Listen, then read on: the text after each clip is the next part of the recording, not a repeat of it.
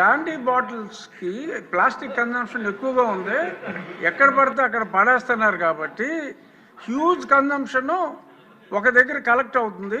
అది ఈ కొంచెం ఎక్సైజ్ డిపార్ట్మెంట్ వాళ్ళతోటి కోఆర్డినేట్ చేసుకుంటే major percentage of plastic waste ఒకటి చేయొచ్చండి. కేరళలో ఇంప్లిమెంట్ అయింది. ఇంకొకటి ఏంటంటే ఈ సింగిల్ యూజ్ ప్లాస్టిక్స్ ఈ నిషేధానికి మీరు మీలాంటి హీరోస్ తోటి అడ్వర్టైజ్మెంట్ చేయాలి అంటే కొన్ని కోట్లు అవుతుంది. మీరు సంబంధిత శాఖ మంత్రిగా ప్లాస్టిక్ని నిషేధించండి అని మీరు జన సైనికులకి చెప్పారంటే ఎవడన్నా ప్లాస్టిక్ వేస్తే పట్టేసుకుంటారు వాళ్ళు.